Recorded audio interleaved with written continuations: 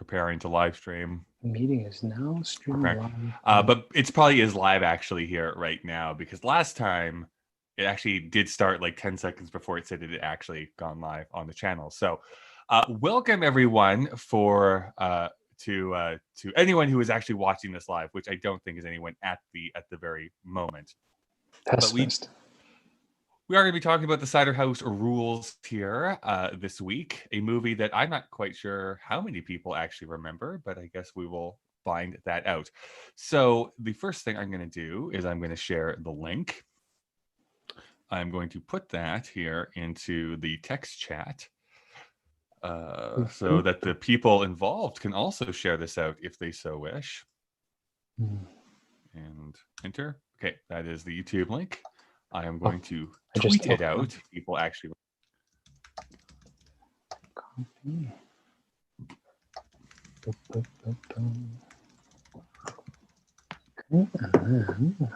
the power of the cloud. Do you think there's any Cider House Rules gifts? Let's find out. I thought you said gifts because it's the incorrect pronunciation, and then I thought to myself, why are we selling merch that we're not going to get anything back from? But there is a Michael Caine one, so I'm going to use that. I don't actually. Oh, my cloud is not updating. Oh, that sucks. Can you call your people, Kyle? I have no people. No additional text. Well, looks like I'm not tweeting it out. How dare you? I can't tweet. Can't tweet it. No additional text. This is a first, eh? This is like the Overcast controversy. It says there is one person watching, so who that is, no one will know. Okay. Thank you for your patronage. You're welcome. Dave, we shall start. We're going to do our cold open now. So you are once again walking in, and you are we're continuing on our deep, rich fiction of these runes that have appeared in the house. But we're still doing runes? Okay. Yeah, but you're seeing me like I have an urn of some kind that I'm like shoveling stuff into. So as you wish. You Princess Brided me. I did. Wow. I feel good. I'm like blushing. Okay. Oh, Kyle, what's that smell? And what are you carrying there? I think the less said about this, the better. I do need you to take this giant urn that I'm carrying. I'm just going to give that to you. And can you just take that out to the incinerator in the back? By the way, I built an incinerator in the back. Can I open this top and Don't open this. Do not open that. All right. I'll wait until I get outside on my own to see what might be in this treasure. Yes. And then I can teach you the power of lying. Okay. So welcome to Kyle and Dave versus the Machine. My name is Kyle. Oh, wait. I wanted to do the Michael Caine, but I can't. All right. Well, you do it now. Do it now. Okay. Welcome to Kyle and Dave versus the Machine. My name is Kyle. And my name is Michael Caine. No? Terrible? Nailed it. You nailed it. Been practicing all weekend. Shit. This is a podcast where a sentient machine forces us to watch movies in order to prevent it from initiating the apocalypse, although we do tend to talk about the ideas of the movie rather than the movie itself. Today, we're going to be watching the film, The Cider House Rules. Dave, I am so infinitely fascinated by what you're... Oh, Dave, we have a knock at the guest door here. Let me just open it up here. Alex, hey, welcome. How's it going? Going very good. I am eternally grateful for people who find like this weird floating door out of the nether regions that appears before people, and you just decide to walk through it. So I appreciate you taking the plunge. Well, isn't that what you're supposed to do when you find a door in the nether regions, is go through it? Yeah, I think Aesop said that once or something like that. So thank you for joining us. Why don't we start here? Why don't you tell people who you are and what it is that you do? Wow. Well, I am Alex Williams. Like Kyle and Dave, I am also an avid podcaster. Hmm, And that's pretty much what I do. I'm also studying right now. And I love movies. that's awesome. What are you studying? I actually just changed my major. Oh, great. I was going to become a high school teacher, but because of some very complicated things, I actually was more or less forced to change my major to applied business management. Oh, So it's going to be a shift, but it should be a good time. not that we have actually watched this week's movie yet, but if I know anything, you could just say that you're a teacher and just be a teacher. Like, I mean, I don't know if you actually need any special training or anything like Have you that. been studying calligraphy? If you Yeah. if you have calligraphy skills, you're going Is to be that all that's needed? That's pretty much it. and vellum paper, I think. Well, perfect. I'll start sending out my resume. That being said, do you have like 2 hours to spend watching the Cider House Rules with us? You know what? I got all the time in the world right now. Excellent. Just what I wanted to hear. Why don't we start with you, Alex? I would love to know what the history you have with this movie. What is your past with the Cider House Rules? I was 3 years old when it came out. That's my Excellent. whole experience with it. Yep, that's it. Also, I know Michael Caine, not personally, no. but I know of him. I was hoping you did know him personally there for a minute. Do you even remember hearing about this movie? Being that you are essentially, I will say essentially a generation younger than I am. Like, does this have any cultural imprint for you, like whatsoever, or is this like a completely new movie when you came to that door? Literally completely new movie. This is the first Okay. time I'm hearing about it. Okay. Dave, how about yourself? Yeah, I wish this was the first time I'd ever heard. No, I actually don't know much. I know the name. Mhm. For whatever reason, I've heard of a cider house. I have not watched this movie. I don't know what it's about. I don't know if I care. And I'm glad we're going to watch it because then I can say that I know something about it. That's all I got. Yeah. I have very limited past with this film as well, other than like really the only, I don't know, awareness I have is because I do watch the Academy Awards literally every single year. And so this would have been okay, the year 2000. So I'd already watched 3 or 4 years at this point. And it was nominated for a few awards: Best Picture, Best Director, Best Supporting Actor for Michael Caine. So I knew it from there. So, and I saw clips from it on Oscar night, and that's really my only thing, other than Michael Caine's quote of like, "You, what does he say? You kings of Maine, or you princes of New England," whatever quote he says to the kids like a few different times throughout the movie. That is basically The all I movie have. that you haven't seen yet. This movie I have, like, right, Right. that like I knew those clips, and I knew of From Michael the Caine being in yeah. this, and I remember. I don't know how much you know about Billy Crystal when he hosted the Academy Awards, either of you, but he was very well known for doing basically this song medley at the very beginning that incorporated like every Best Picture nominee, and you crack some jokes and stuff.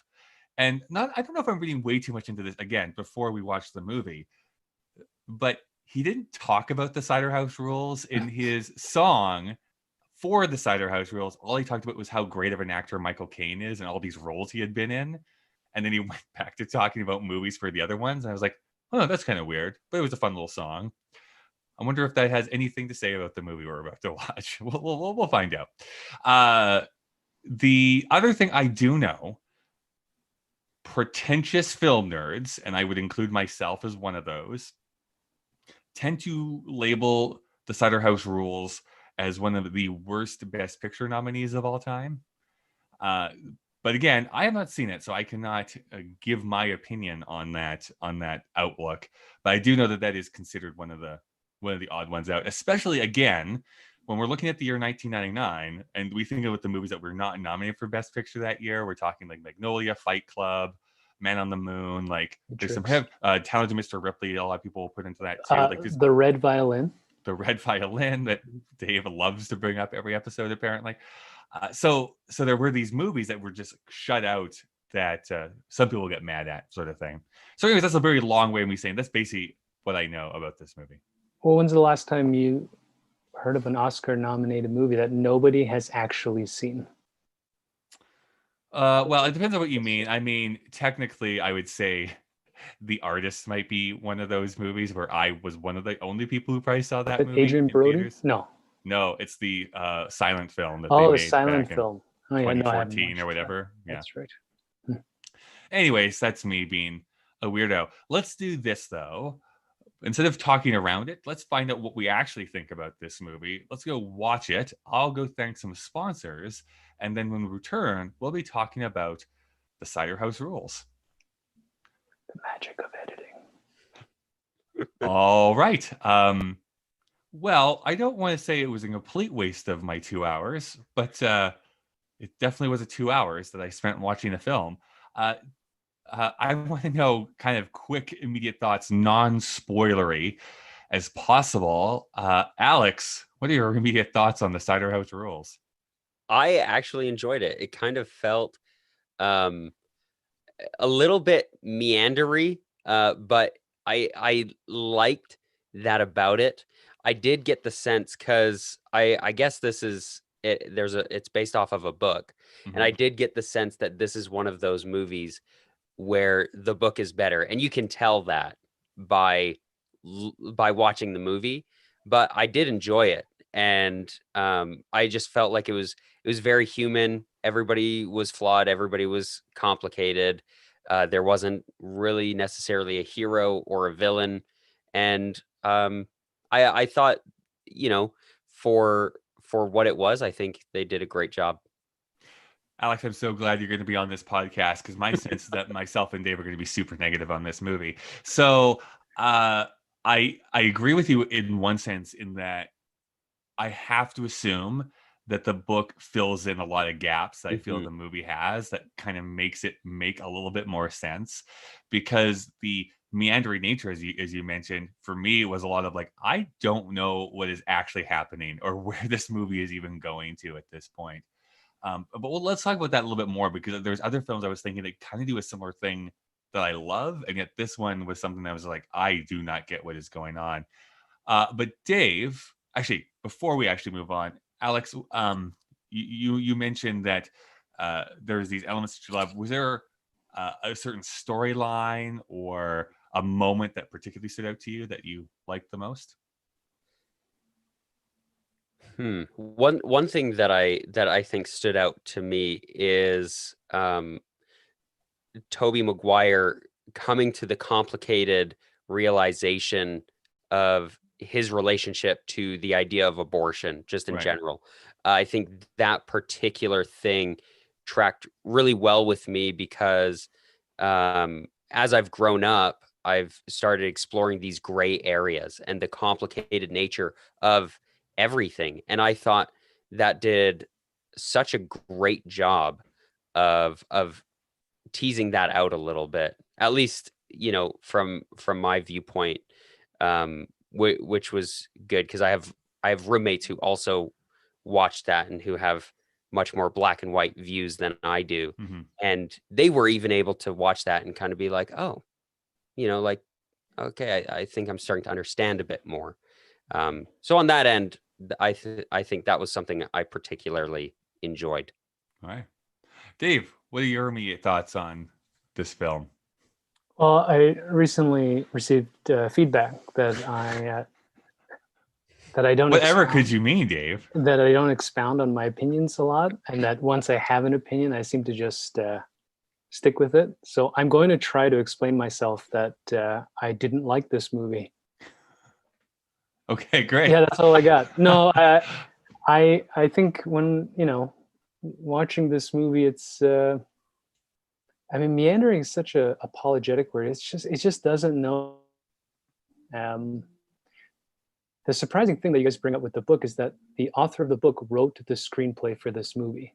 He did, yes. You can do a better job of adapting your own novel if you have a strong theme of what you're trying to communicate. And I didn't pick it up. Clearly, abortion.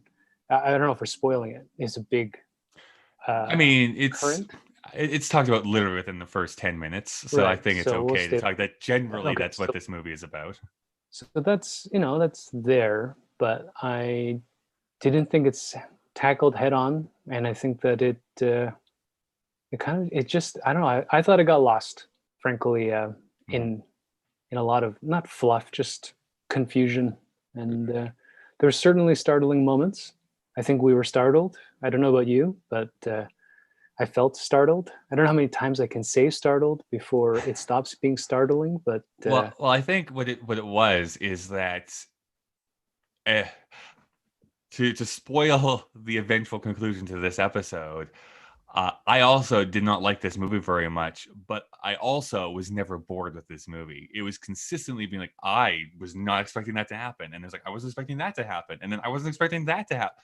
So like, I was never, if we look back at some of the other films we've watched here in this season, something we constantly bring up is Message in a Bottle, right? A movie that is rightly forgotten into the dustbin of history because that is straight up boring for 2.5 hours of like, oh my gosh, just let this movie end. And this, I never felt that. I was like, I don't actually know how this movie is going to wrap up. And I'm very interested to know how it wraps up because I literally could not tell you if we turn this off now, how this is going to resolve itself. It's and no bottle. That's yeah,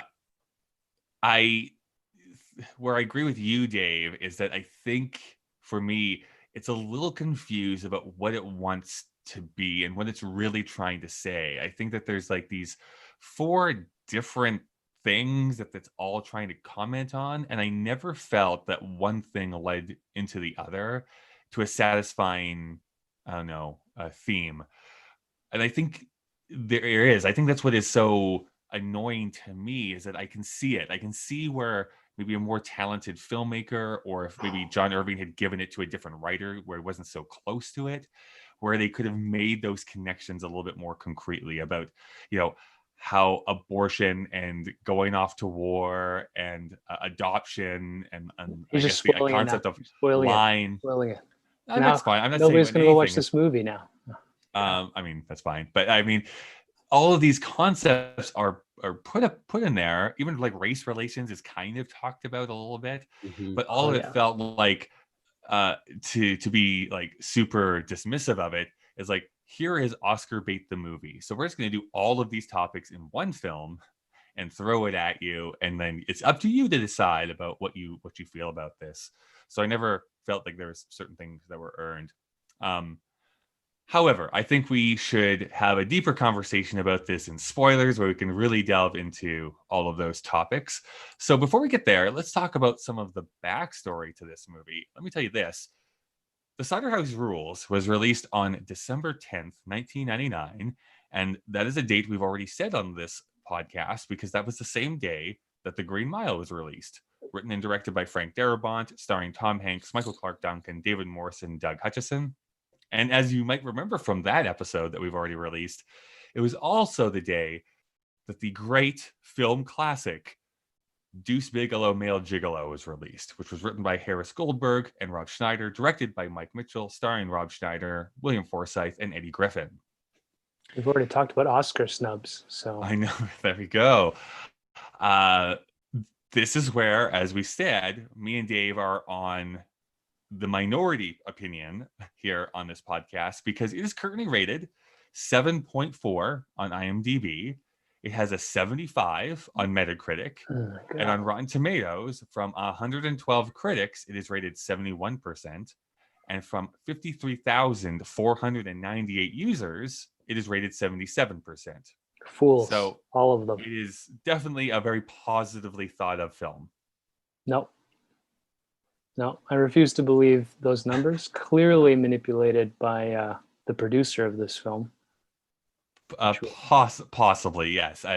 Let's get into that maybe more here in a moment.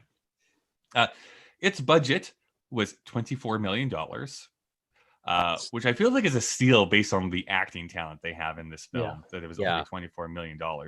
Okay, we keep bringing it up, but if Runaway Bride is $60 million, yeah, I know. $60 million. This was made for 24. 60. It must have had a very limited release because it opened to $110,000.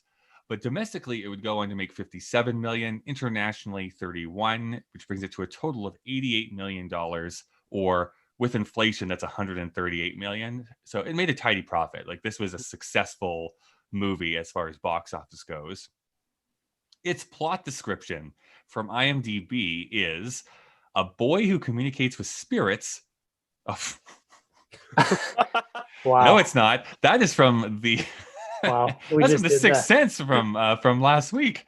So let me tell you what the actual. Wow. That's so hilarious. Like, I did wait, not I update think my I watched the document. wrong movie. I was going to say, I was reading like, wait a second. No, that doesn't seem right. A boy who interacts with spirits has an abortion.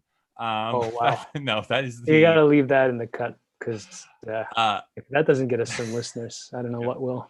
Its plot description from IMDb is actually a compassionate young man raised in an orphanage and trained to be a doctor there decides to leave to see the world.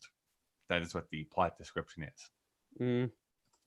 Which, again, is I guess, sort of what this movie is about, but no, not a great description. No. It's not a great description, no.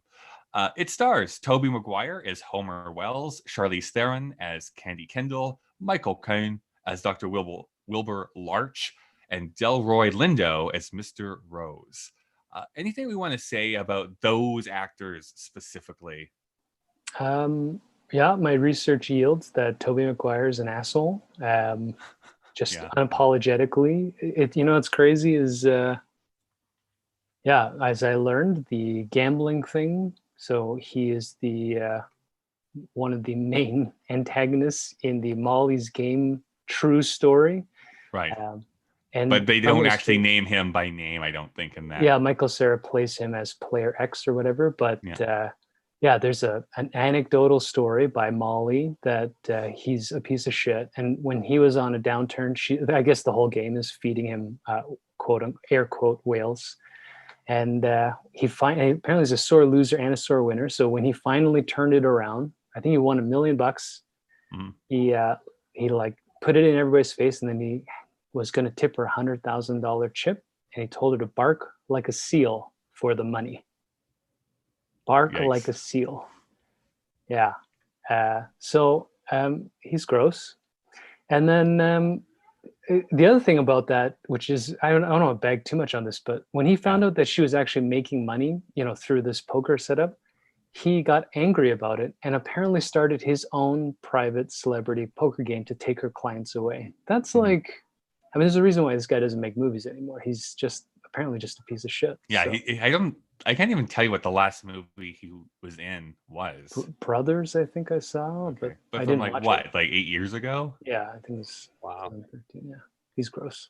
Wait, before we go on though, Alex, more. what is your interpretation of Tobey Maguire? Like, what do you know him from other than this movie, of course? The Spider-Man movies. That's it. That's MTV's all. Best Kiss. That's all I know him of. So I this is the first time learning of it. Congratulations, Dave. You're enlightening me.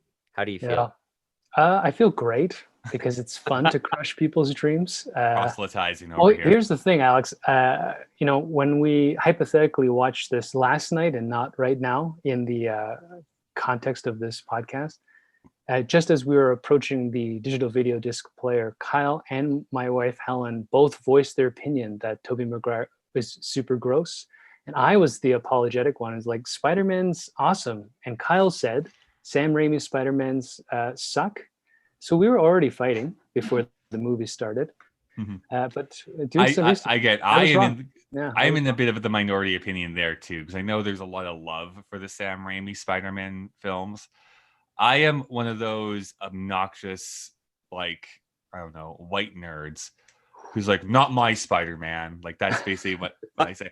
Tobey Maguire was actually a pretty decent Peter Parker. Mm-hmm. I just don't think he was a good Spider-Man. And I know that's a weird thing to say.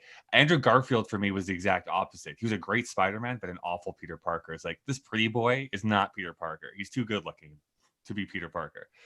Then I think what's his face? The new guy, Tom Holland, is like the perfect match of the two, where he's a good quippy Spider-Man, and I he's a conceivable like dorky, nerdy kid. Mm-hmm. So, anyways, that's me on my high horse about like I guess Spider-Man 2 is fine, but it's not like the second coming like a lot of people try and tell me it is. Wow, no bitterness there. Yeah, No no bitterness. emotion. That was pure fact and rationality. Just, if it makes you feel any better, just imagine me watching Spider-Man 3 with my arms crossed and being like, no, no. Well, I think that's how I guess that was everybody everyone. watched Spider-Man 3. I was pretty that sure. I was like that for the first Spider-Man too. I was like, no, no. And then Willem Dafoe in it. All right. And that's how you can tell that I am the worst type of critic, because even though I wasn't a huge fan of the first Spider-Man, I still went and saw the other two in theaters. Well, Spider-Man 2 is great. All right, we'll stop this before we start punching each other. I mean, Charlize Theron is great. I mean, I think she could conceivably, like, realistically, could beat me up like right now. I have no. Do you know a little bit about her backstory? Not other than she's from South Africa. That's about the only thing I know. Her mom killed her dad. What? Would you like to hear this story? I guess, because that's going to be more interesting than the movie. So,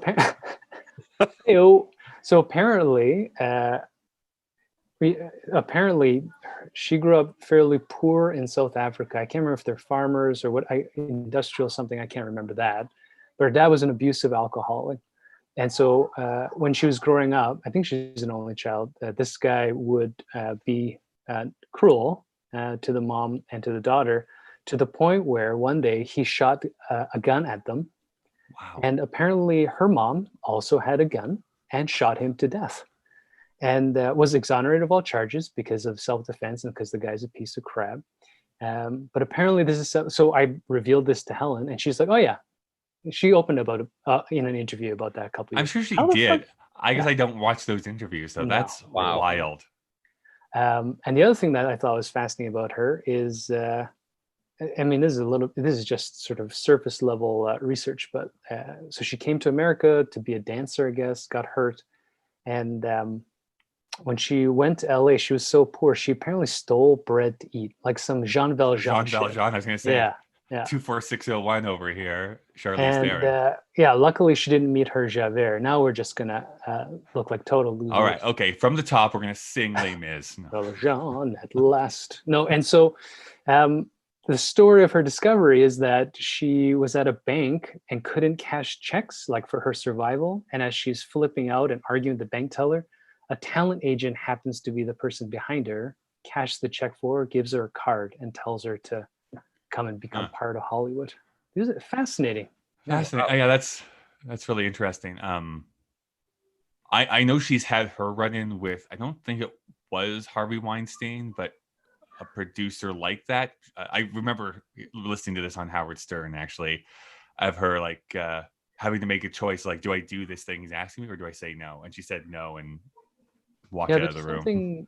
That specific anecdote didn't come up, but there's something about her making the choice to not be typecast as the bimbo and looking solely to, work her way into acting. I mean, I think it helps that she's so beautiful that she got so many opportunities to do that, because if you look at her sort of CV, a lot of actresses wouldn't even got the opportunity to be in such a variety of roles. And she does everything, man. She does comedy, drama, action. Yeah. She's great. Yeah. I don't want to spend too much time on this, but I mean, like, Michael Caine is Michael Caine. I think, started in Alfie years and years and years ago, has had this extensive career, has won a couple of Oscars. Basically, Christopher Nolan loves him because he's in every single Christopher Nolan movie.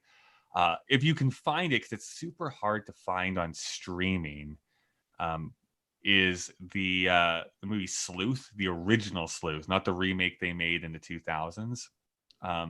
Him and Laurence Olivier, and it's a great movie. I love it a lot. And then Delroy Lindo, if you have not seen the Netflix movie The Five Bloods from Spike Lee yet, definitely check it out, because he gives a phenomenal performance, I think, in that movie.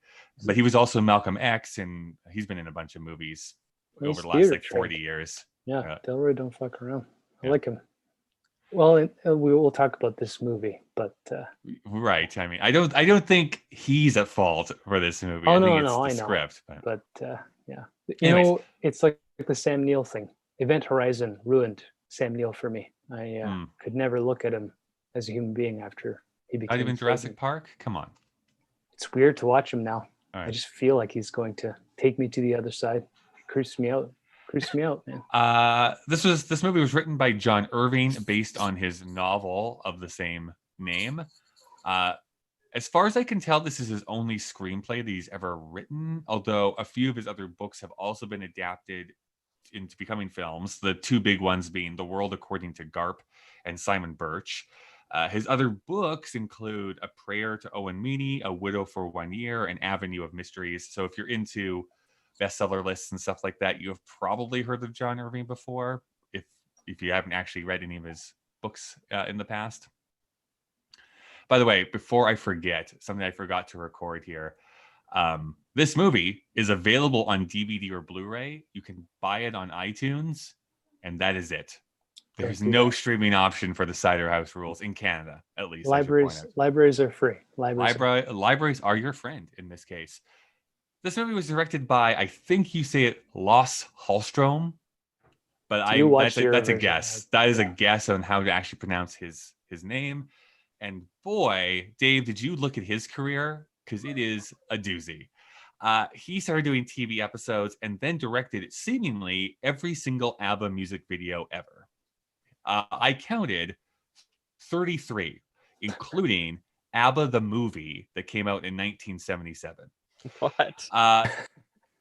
That is where he started. I don't take that information how you will. He's the Swedish Spike Jonze. Yeah, it's weird. He made a few films in the 80s, but he really came to prominence with What's Eating Gilbert Grape in 1993. And then he'd go on to make this movie, Chocolat.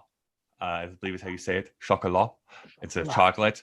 The Shipping News and Casanova. And in recent years, he's done Salmon Fishing in the Yemen, A Dog's Purpose, which may be one of the worst films of all time, and a movie in 2018 called The Nutcracker and the Four Realms. No idea what that is.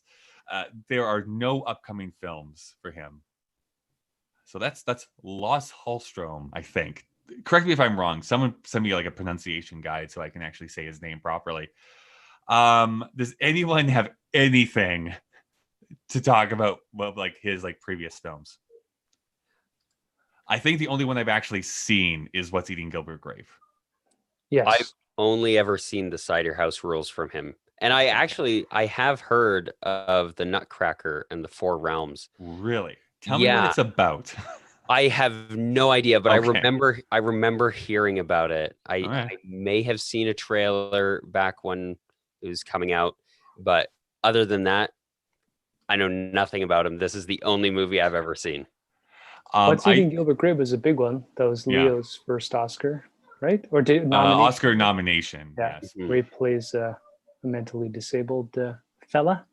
I wonder if that would hold up in today's cancel culture. I don't know. The only thing I really remember is it being Johnny Depp being super reserved. It's not the Johnny Depp we know nowadays. He's super reserved, no weirdness going on. Flowing hair, standing by an old pickup truck. I hate, gorgeous. Yeah, exactly. And I hate to say it this way, but it's in the movie, the big fat mother that they have to get a crane to get her out of the house with. But that's the two things I remember about that movie is basically those. Okay, let's get into spoilers here now. That was the correct pause. Yeah, I know. Alex, Alex, I'm going to throw it to you. What do you think this movie is about? I don't know okay, so I actually, after watching this, I considered listening to the audiobook before coming onto the show, just so that I could kind of get a little bit more perspective. And so I go on Audible, and it's 24 hours long. Oh my God. And I'm like, no wonder, because that's almost as long as the entire Narnia series on Audible, right? Right, yeah. And so I thought, no wonder I watched this and thought, okay, the book must be better and really tease out these conversations they're having here. But I'm like, I don't have time to listen to that whole audiobook before we record. Especially because we just watched this movie. So. And I was like, no time for that. Just listen at 24 speed. Would have been okay. Yeah, I'm Right. like, give me an hour. I'll be right back. I just want to freshen up here. So what is it about? Yes, that's what I Kyle, asked. just cut it there, and the episode's over. So if I had to say something, which I guess I'm on a podcast, so I might have to, I would say it's about people and how complicated people are and how everybody makes stupid decisions. Everybody makes good decisions, maybe decisions they think are stupid though. And that's one thing that I really appreciated about it, is that the world is complicated. Life is complicated. And sometimes, just like this movie, there isn't necessarily a purpose and it can still be enjoyable. Yeah. Does that track for you? Does that track for you, Dave? No. I there's so many moments like where we could just cut off. Like, Kyle, that was a great yeah and a pause. I don't know. So I guess the positive is that it's not message in a bottle. So I didn't want to turn off. I didn't fall asleep, and there was minimal groaning. There was definitely a lot of quizzical looks because I think the movie struggles to find a tone. You know, we start off with this very long, drawn out, idealistic orphanage painting where everybody's fucking happy and that's off-putting to start. To be honest, in an incredibly offensive racist way, I was so put off by Michael Caine speaking Americana because I just right I was really caught off guard with that. You're not supposed to sound like that. Yeah, just like where's my Michael Caine? No, that's awful. And so, by the way, I should point out, I think he's trying to be Irish in this film. really? I think that's what I because thought, it says his mother is Irish, didn't he? yeah, he had an Irish backstory, but it sounded like it was supposed to be him. I mean, why else give him an Oscar? I don't even. Well, that's the other thing that was in the back of my mind. We just watched Sixth Sense, and it was just upsetting. I like Michael Caine, but how the fuck he did win Best Supporting Actor for this role. Frustrating. So. And then, as they casually get into the as aforementioned abortion storyline, I thought, oh, well, here's a nice theme. And then they just don't give a fuck about it for about 45 minutes, an hour. And then, Kyle, if you remember, as it develops, we were both sitting there like, well, he's going to perform an abortion because that's just... Which we were right. Yeah. Just how we got there was like not expected. Psychotic. Yeah. And you get slapped in the face a couple of times. But even those...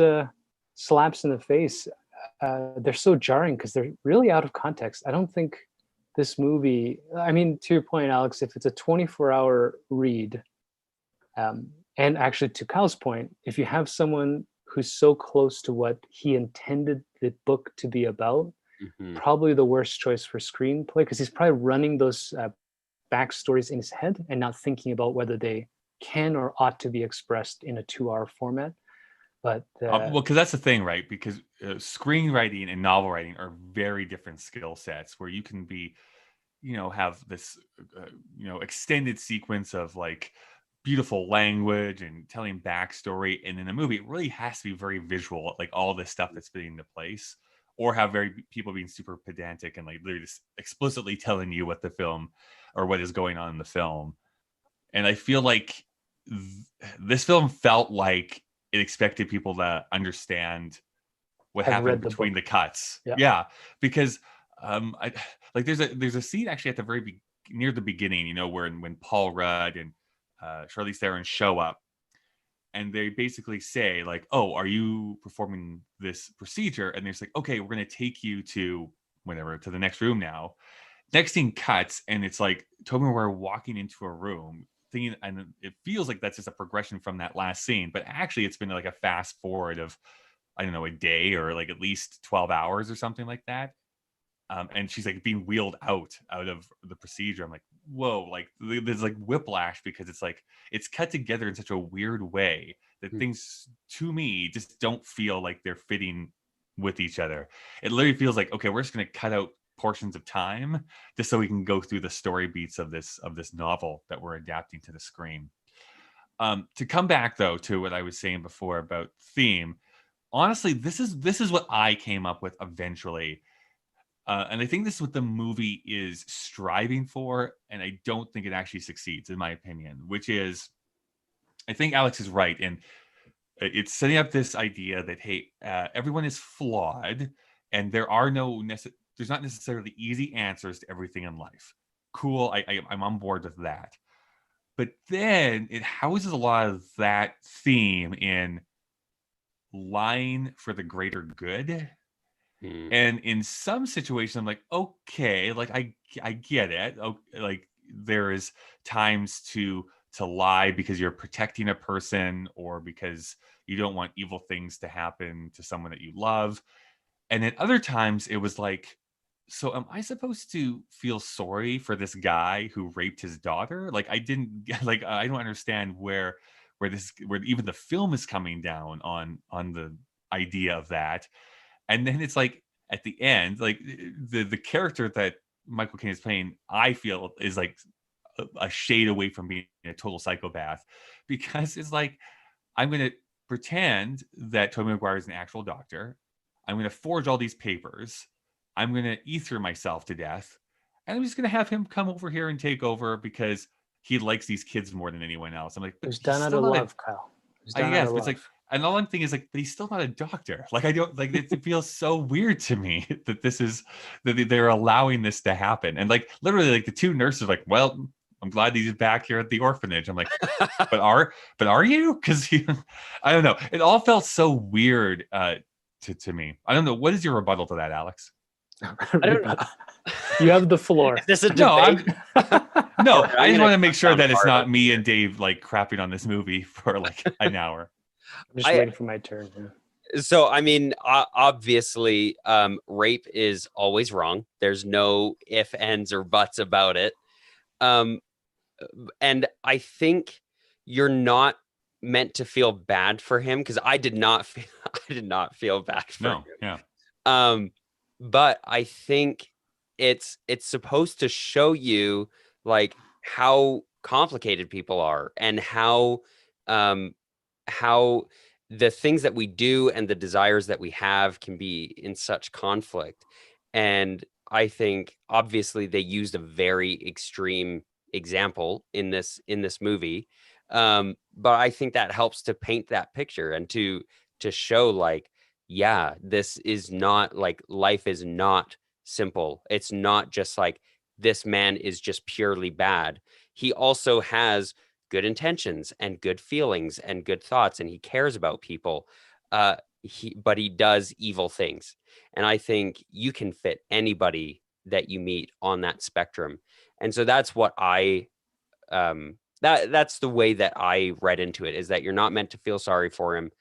You're meant to appreciate that people are complicated. Even the bad people are complicated. Looking up the time period where this is all written, this post Second World War existentialist line of thinking, which was the reflection, like you said, Alex, that that morality and ethics and all this stuff was not black and white, and everything got thrown out, particularly in the Second World War for our generation, because not even just the Holocaust in general is of course culture forming, but the proliferation of wartime photography, of writing to show what it was like to be a soldier, murdering your brothers, sisters, people that you know, et cetera, et cetera. So I think that in its intent, if we were to imply that what they wanted to show is this complexity of humanity. So, for example, everything from Michael Caine committing forgery, conning everybody, and just being a general fucking psychopath, to daughter rapist, Delroy Lindo redeeming himself with some Harry Carey, seppuku stuff at the end. I think there might be a theme that was worth exploring. It doesn't translate for me visually. It seems apologetic. It seems like there's this sense where, like Kyle and I were discussing, where the way they wrap up each of the storylines, you're like, well, at least the good guy won, and Tobey Maguire is not a good guy. He also is like a sociopath the whole way. Like there's nothing redeeming for me in the way he portrays whatever Homer. Even the implication that he would be named after someone going on an odyssey, air quotes, is a little frustrating because that should have been a 6-hour movie it's a very writer thing to do, by the way. Right. And so, if it's a 24-hour read, and this story actually involves 60 stops and so many tests and so many reflections on different scenarios, I mean, that's one thing. But in a 2-hour movie, to just suddenly throw a knife fight out of the blue, suddenly throw a rape in your face, suddenly you're just like, what is happening? I just felt frustrated. I think actually you're hitting on something. I'm curious if you think the same thing with this, Alex. Is there's a criticism I level at certain movies occasionally. It's not one I do all the time, because most of the time I think movies are too long. That's usually my criticism for a lot of films. And there's occasionally movies where like, oh man, I think this movie was actually too short because it needed time to like breathe. And I think you're hitting on something that I think this is why I was so frustrated with this, is because it is structured like an odyssey, but not filmed like one. It doesn't feel like he's going on a quest to understand the world more. It feels like he is literally, and I think, to be mean a bit here, I think it's actually Tobey Maguire's acting that is throwing me off. I don't think he's a very good actor. Sorry. But if there was someone more that could be that foil for the audience to bring us into that, where he's experiencing this world and he's maneuvering around it, more like a Forrest Gump who could go through different world events and feel like, hey, I'm going along on this ride, I think I would have, been along for that more. And I think having this be a little bit longer would have been able to make it breathe. So, I'm asking for a lot here. Better actor and a little bit longer for it to stretch out. Better direction. Yeah. Better direction. I think it would be more like we talked about Eyes Wide Shut here recently, right? And I was like, oh man, like a 2.5 hour long movie. Like, I don't know. But for me, for that movie, you really feel it with Tom Cruise. You need it to be that length to really feel like he is A, going insane, but B, that he has gone on a journey over that one night. Because we almost are feeling like we're in real time at certain points. And that's, I think, what I needed from this movie a little bit more, is to feel that journey that he's on, rather than it just being random things that are happening out of the blue and like stone-faced actor in front of me. Anyways, that's me, I think, being more mean than I should be. But that's how I feel.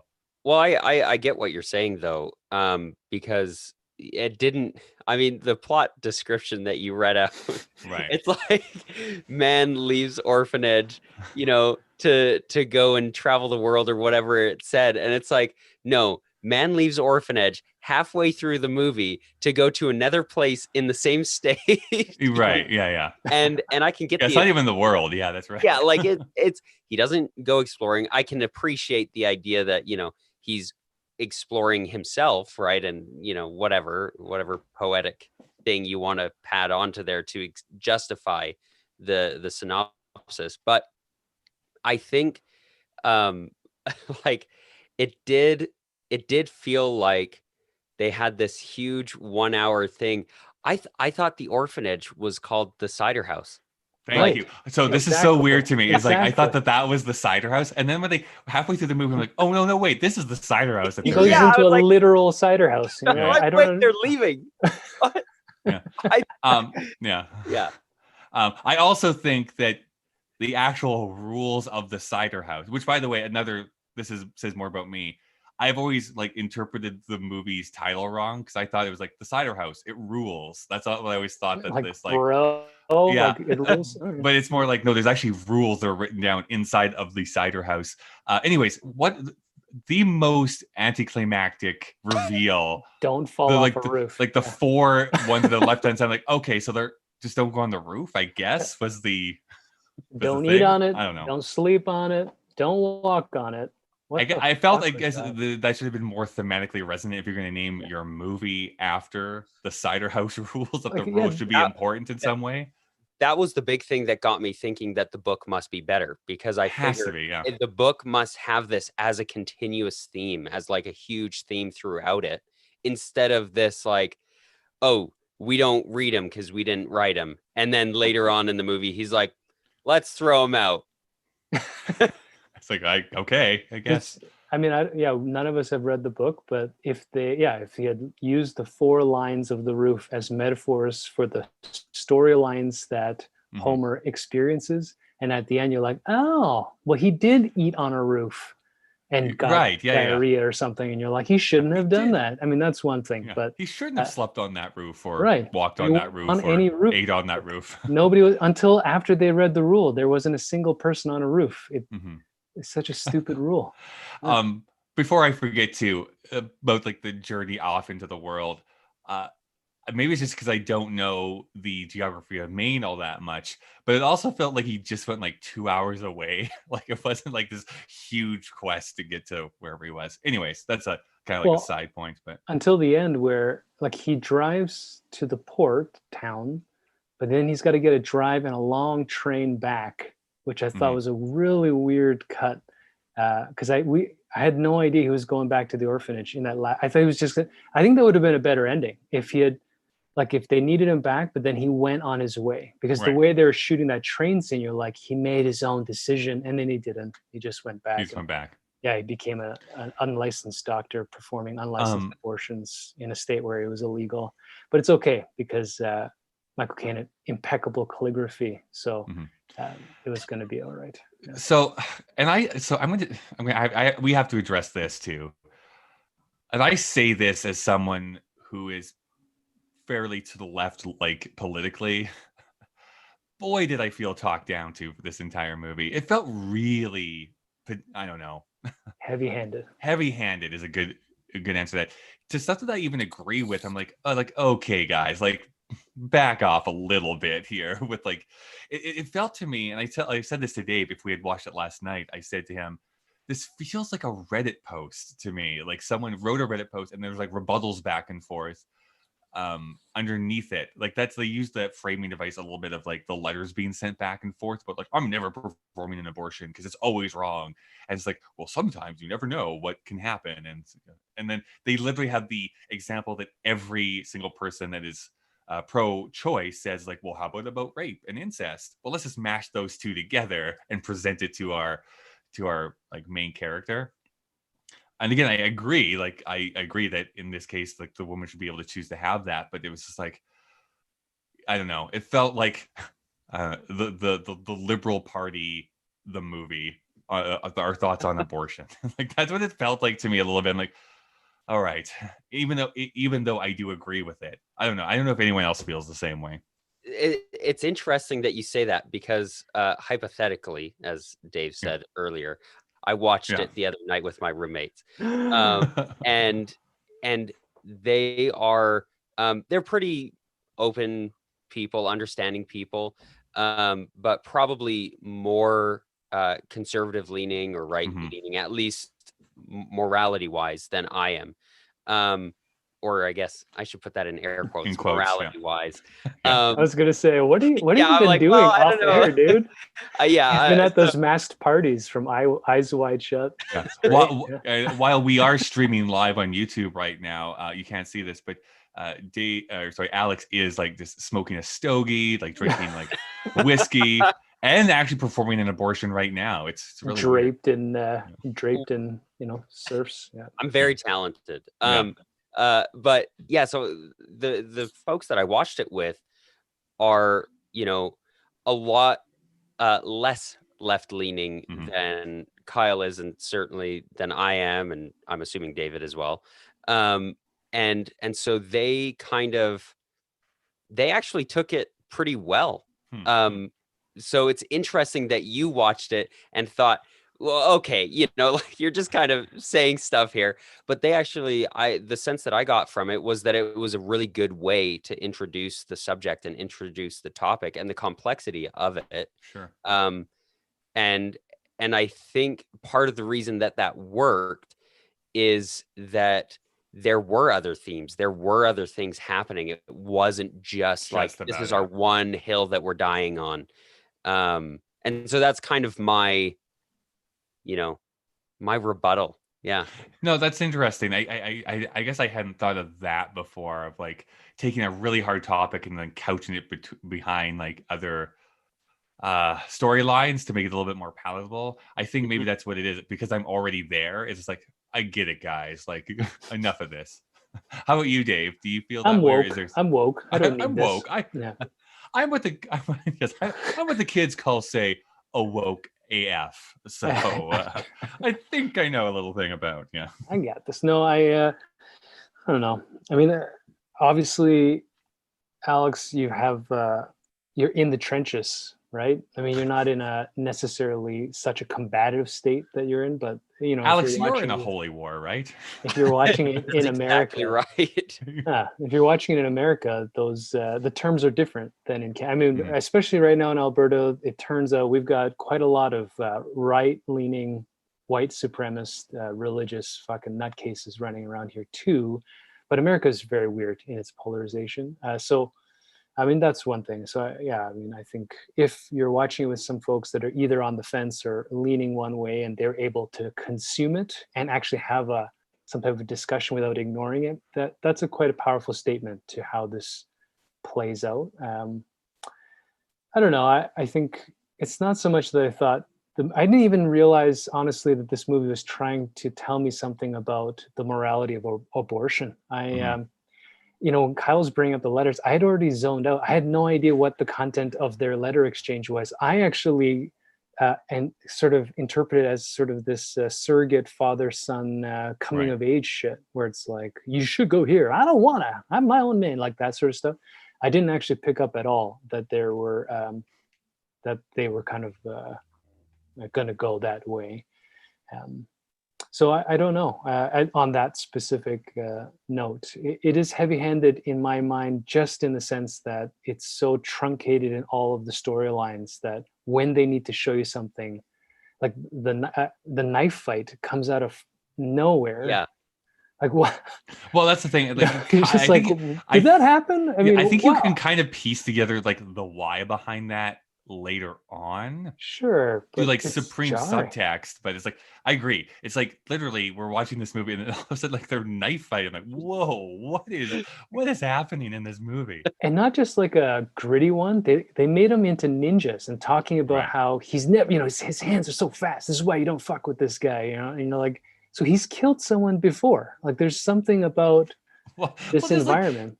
even when they come back, they're like, he uh he didn't know.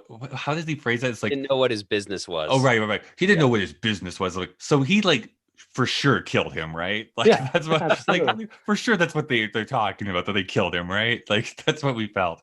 Oh man. Um, The other thing that kind of bothers me, that's heavy-handed, and this is sort of probably the product of our age and time, is and I'm sorry to say this on this interview, but the whitewashing and white savior shit in this movie is very off-putting. Like, if I, Alex, if they had kept it like I thought and you did, in the microcosm of the orphanage, and this is shot in '99, and there are no black or minority characters in it. I mean, that's basically every movie in Hollywood for a long period of time. That's one thing. But the moment he goes to this orchard and then he enters the house with the migrant workers, I mean, my eyes were rolling fucking pretty hard at that point, because you knew that he would become this moral center. He was going to teach them the ways of right and wrong, that he was going to be impervious to corruption. Is frustrating because, and again, maybe this is a Tobey Maguire thing, but I couldn't get over this idea that I knew exactly that he would play this role of savior, and Hmm. it's annoying. It's really annoying for mhm. me to watch. I don't know if I wouldn't have watched as I didn't in 1999, and it probably wouldn't have been an issue at that time at all, other than within the minority groups who are looking for representation. But right now, it plays weird, man. I didn't enjoy watching Tobey Maguire calmly go and save Erica Badu's life. It was weird. I just couldn't key into it. Yeah. The last thing, I guess, like, as far as themes and stuff go, is the aspect of, I think, lying that gets brought up in this movie consistently, and to different effects, right? You have like the Michael Caine telling the Kieran Culkin kid to be like, don't tell the other kids like what is actually happening here. Like let them live in their fantasy world. And I have to interpret that to mean like every kid eventually crosses that threshold at the orphanage where it's like, I'm keeping you in this fantasy world as long as I can until I show you what's really happening here. You have people lying to themselves, people lying to other characters. I think that they're people lying to the government. So I think there's this undercurrent of like knowing when to lie. Again, this is where it gets muddied for me a little bit because I don't even know where the movie falls on this question.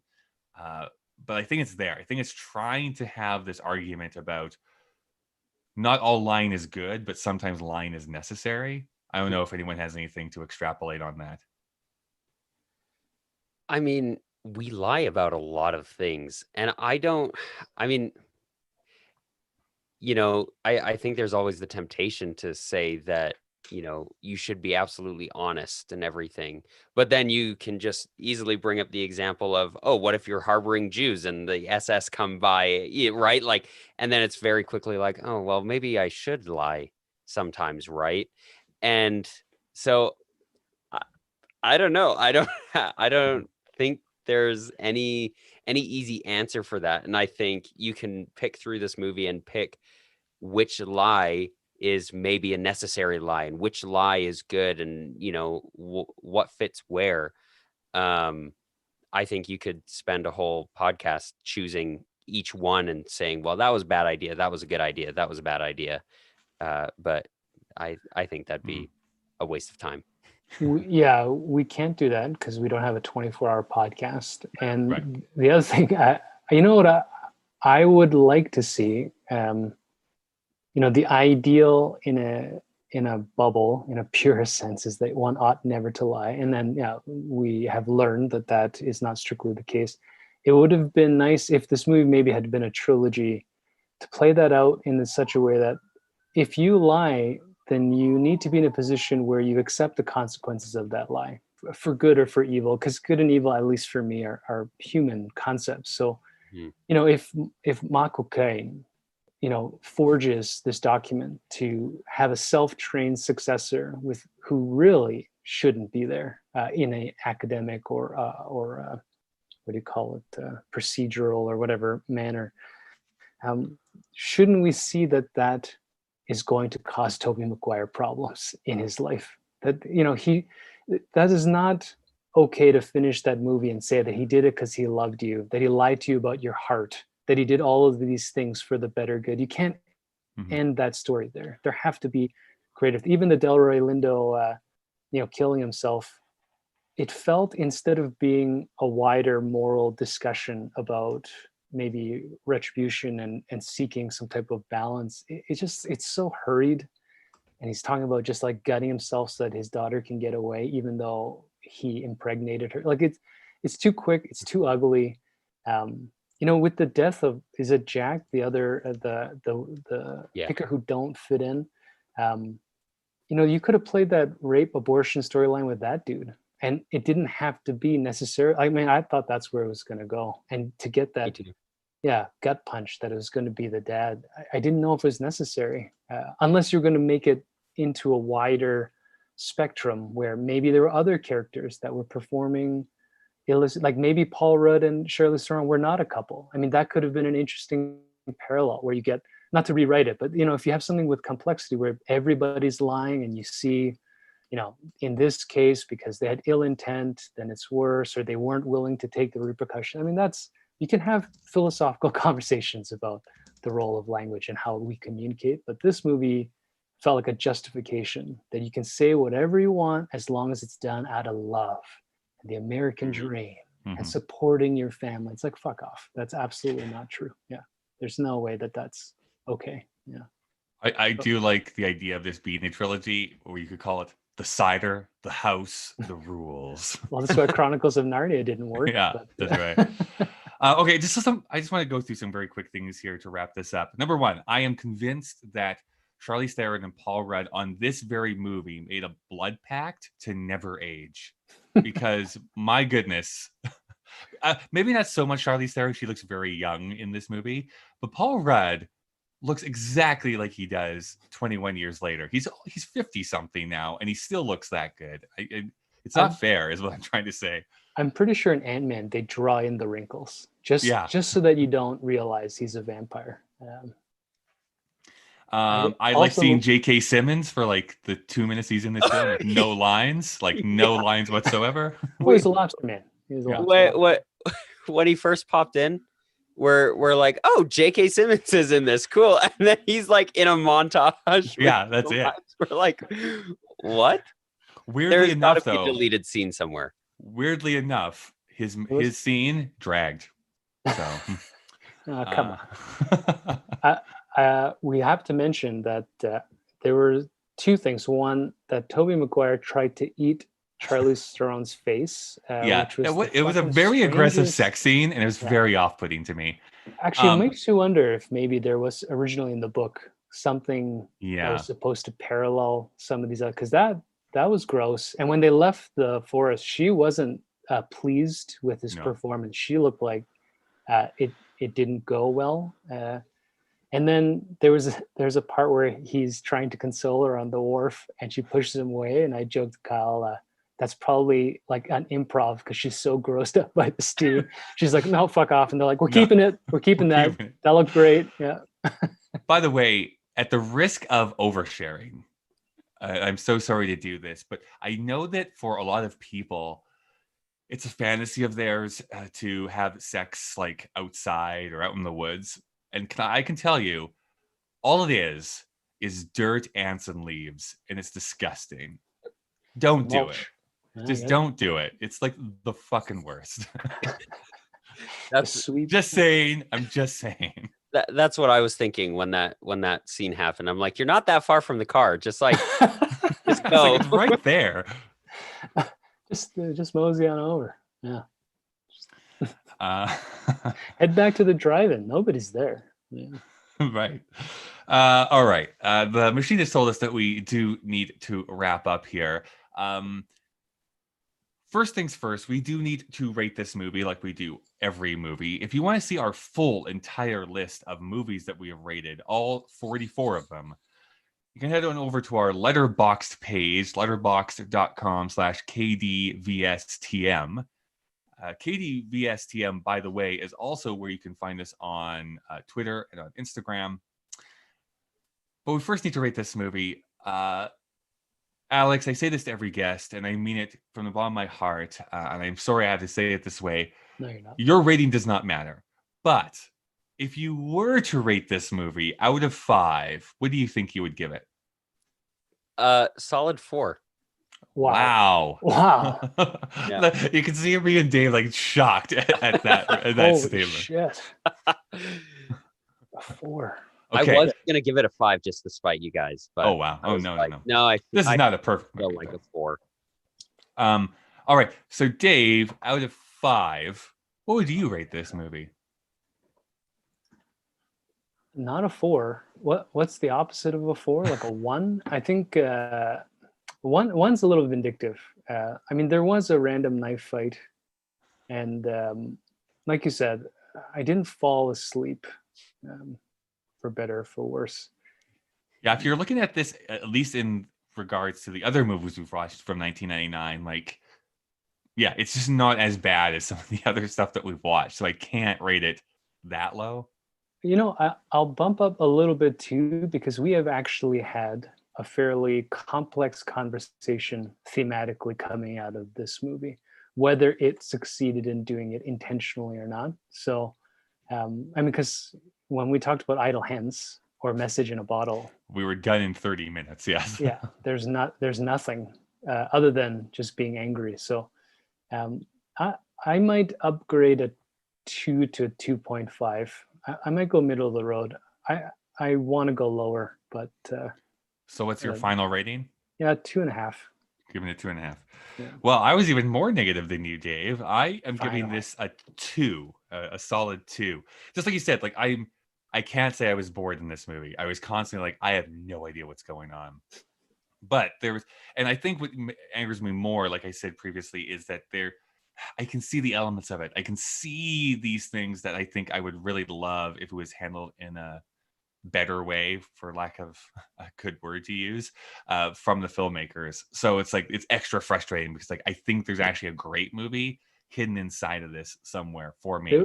There were moments every 15 minutes where it could have broken into like a psychological thriller, a horror movie, right? Like a whodunit. There were so many little leads because there is something underneath it, but it just became about I'm not sure. So that does mean that this averages out to 2.25. However, we round down here on this show, so that goes down to a 2. Dave, that does mean it's tied with one other film. It is tied with the very first film we talked on this podcast about, which is Varsity Blues. So, do you think this is a better or worse film than Varsity Blues? Can you imagine comparing a movie in which Michael Caine wins a supporting actor role? Yeah, I know. And to James Van Der Beek. James Van Der Beek's football film. Yeah. And actually having to think about it. I'm considering. No, it's better than Varsity Blues. I wouldn't watch Varsity Blues again either. And I would agree with that. I would say it's better than that movie is too. So that does mean that entering our list at the 33rd position is the Cider House Rules. Now, before we wrap up, Alex, why don't you tell people where they can find you on the internet if they want to continue hearing from you or reading from you? Yeah, so if you want to find any of my podcasts, you can go to mechoradio.com. That's MECHO radio.com. That's where you'll find all of the shows that I either host, co-host, or edit/produce. And that's the best place. And then from there, you can find me on Twitter or Instagram at Alex Williams. And I spell Williams WILLIAMNS because, as you can imagine, there are a lot of Alex Williamses. To the extent where I honestly thought that is how you spelled your name for the longest time, with an N. I'm like, that's an interesting spelling. I was duped by the internet. You know what? The lie is okay as long as his heart was in the right place. Exactly. It came from love. It was the love that we had the entire time. Okay. We should find out what we're reviewing here next week. I kind of think I might know, just based on the fact that we have been talking about Oscar-nominated films here the past few weeks. But let me push this button. Yes, I was right. Dave, next week, we're going to be reviewing The Insider. The Insider. Talking about cigarettes and big tobacco. Alex, have you ever heard about The Insider? And have you ever watched it? I've not. Yeah. Oh, it is also another film that is, I think, I have seen The Insider. I actually really like it, but it is not a film that anyone talks about at all anymore. We should have, actually, I think we kind of answered this in our talk, but do you think that the Cider House Rules has any cultural relevance anymore? Do you think anyone in 20 more years is going to be talking about this movie? No. Yeah, me neither. I literally don't think so. I think it's going to be lost to time pretty easily. It's a great deadpan answer. 4 out of 5, Alex. I'm going to hold you to this. I thought it was good. I just don't think it's important. You know, I think there are other things having the conversation better. Yeah. There's movies that I also like them. Like, no one's ever going to watch this again, but I enjoy it. I think the simple fact that it is not available to stream anywhere is the tick against it. Yeah, it's hard. You've seen this actually time and time again, how movies have had like a second life because they are on like Amazon Prime or Netflix or somewhere else, so people can easily just watch them. And then things that aren't easy to find are just like they kind of get lost over time. All right, so Dave, man, I have just accumulated so many more of these urns. Here, just take this one and this one and this one and this one, and just go burn that. Don't look inside. I thought you were gonna say go fuck yourself. And go fuck yourself. All right. Thanks everyone for joining the live stream. There was a few people that were watching it here simultaneously here with us, so thanks for joining us. We will be back, of course, sometime next week talking about The Insider. Have a great Thanksgiving and all of that jazz. I am